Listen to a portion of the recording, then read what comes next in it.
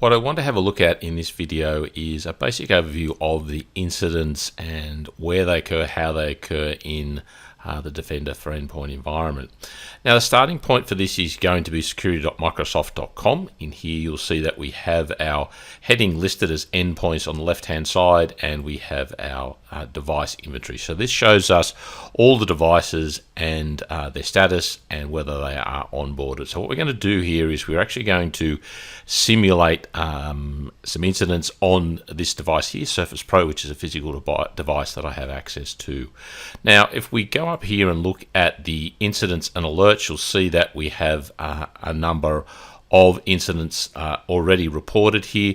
These have been resolved, okay, but they are obviously still displayed in this environment. So what we can do to clean that up to view just our new incidents here is we go to the filtering option here. And what we're going to do is just change the filtering and only look at any new or in progress items. So remember that all the views here that you can go in and you can filter to be the way that you want. So now we've got a nice clean list here, no incidents there. So if we go to our alerts page, again, you'll see we will have some items there. Now remember, the difference between incidents and alerts are the individual items, where the incidents are those things that are aggregated together. So alerts, you'll see each individual item. Incidents, you do have multiple items grouped together. So again, we'll just go in here and we will filter this. And what we'll do is we will select the option to not see any resolved items. Right, so we've got a nice clear queue and a nice clear listing here for our incidents. Now, the next step is going to be to go out and simulate some attacks here.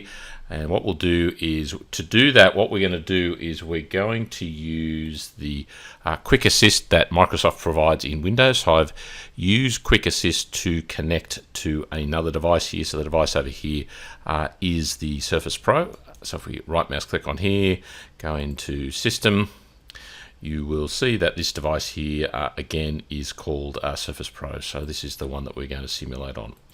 Now, what we can do is, if I run PowerShell, the ISE here, what I've done is I have a number of free scripts available for testing and whatnot in my repository. That repository is github.com/director CIA/Office365. And the first one of these is one that to check the device here is actually onboarded. So again, if I go and then MDE, you'll see that I have a script there called MDE-offboard. If I run that, you'll see that I get the indication here that this actual device, Surface Pro, is onboarded, which is what I wanted to see. Now, the next one that I have created that you can again access via the repo is this one here called SecTest. So this is going to be a security test capability. Now, this is going to give you the option to run a number of tests. You can again select these individually. You can use the control key and you can select multiple items here, or again, you can hold the shift down and use the selection item as well that goes with that. So you can select multiple items here. Now, what I'm going to select is two here. I'm going to firstly select the LSASS process dump, and if I go down and look at 29, I'm also going to run this Rundle process launch. So these are two very common techniques used by attackers to gain access to an environment. So I'm going to select both of those and go in and run these tests. All right, so you'll see that it will run that test on this machine. I'm going to go yes to allow that to run. All right, and again, you'll see here in the second case, it was actually blocked. So the first test was successful, and the second test there failed. So we have generated two alerts there, or two incidents on this machine. Now, what we need to do is go back to our incidents pages here, and if we refresh this, you'll see that they may not appear immediately, so there may be a slight delay until they actually appear in the console. So let us refresh the page and check to see what we can see here, and then we might have to wait a moment or two for those items to actually appear in the console here, so that we can then start going in and taking actions on them. So again, it doesn't look as though that has happened. Let's check our alerts page again to see whether either of those have come through. So I don't think anything will have come through just yet because it is so quick after the process. So what we'll do here is we will just wait a minute or two, and I'll come back and we'll then go and investigate those once they have appeared in the console. Okay, so we'll see out here after a moment or two that we now have two alerts in here. We see the run DLL incident, and we also see the dump LSASS. So that corresponds to those two incidences which I simulated on the device using PowerShell. Now, because those two independent attacks are very close together, you'll see that if I go to incidents here, you'll see that basically this will be reported as a single incident. So there are basically the differentiation between incidents and alerts is the fact that we can have multiple items inside an incident. So in this case, it's considered that they are so close together they are considered to be one instance, which may be, an indication of multiple types of attacks here. So if we have a look at our incidents queue here, you'll see that we have a report of malware on one endpoint. You'll see the severity listed here. You'll see the two alerts listed out here. Now you'll notice that this first alert here is actually running an automated investigation, and the second one here is again something that doesn't generate an automatic investigation. You'll see its categorization across here. You'll see the device. It's again occurring on the Surface Pro here, the user who was there, and a number of other items of information in there. So let's go in and firstly have a look at the attempt to do an LSASS dump. So we just click on that. You'll see here that we get a nice breakdown firstly of the machine and the user, and then we get the story or the history here. So you'll see these are all the processes that were in play. So you'll see it was running, the normal Windows Explorers type environment, and then we're running a PowerShell script here. So if we can look at the items here, you'll get quite detailed information as to what was running, and here is the actual item that has generated that. So if we have a look at that, you'll see over on the right hand side we can nominate whether it's a true or false alert. So let's nominate that as a true alert. You'll see that I get the detection source, the service source, a whole lot of information that we can look at in here. All right, we can manage the alert, see the alert in the timeline, and again, create a suppression rule, because if there's something that's happening and we don't want to see it for some reason, we can suppress it. We can link it to any other incident manual if we want to do that, or consult a threat expert. So I can go in here and manage the alerts. What I'm going to do is I'm going to go in here and say, it's in progress. I'm going to assign it to myself. The classification we've already set to being a true alert, and the determination here is I'm going to call it security testing. All right, so let's go save. So we can manage that alert updated status to let us know that we are working on it. Now, if I select the option here to see in the timeline, what it's going to do is it's going to basically give us a snapshot in time of what was happening on that device. So here's our device. I'll just minimize that so we can get more screen space here. And what it's doing is it's looking at all the events that basically happened during the time just before that alert was generated. So you'll see that indicated by a little blue shading here. And then what it's going to do is it's going to give us a list of what was happening, all the processes that were happening just prior to that incident. So you'll see here, this is quite a comprehensive list of exactly what was happening on that device in those moments, in that blue time here, just prior to the incident. If we go up the top here, you'll see here is the actual incident. So it's from this point down. So this is in reverse order there. Now we can obviously go in and filter. We can choose our columns if we want. We can add more columns if we want. We can also choose the time period. And we can also view it on a larger screen here.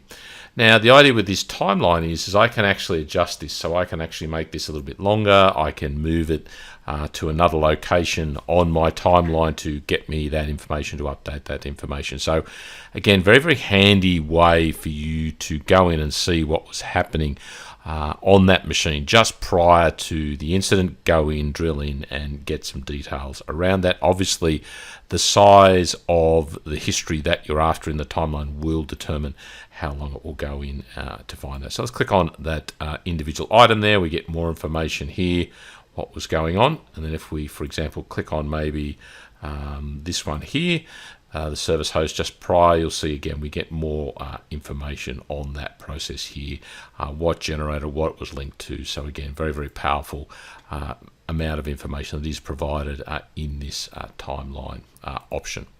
All right, so if we go again back to our incidents, let's go back to our incident and have a look at the other one that was generated here. Now, the other incident you'll see was the one that was using the run DLL to try and get access to the system. So again, if we select on that, you'll see that we get very similar style information. We get the machine, the user, we get what was happening. You'll see here we get, again, that dump LSASS, and then down here we'll see our run DLL loader here. Again, if we click that, you'll see over here we get that information we talked about. We'll call that again a true alert, and we can update that as you have been basically been shown before. Again, I can go in and manage that alert, set the status to resolved, and so on. So let's just save that as we did before.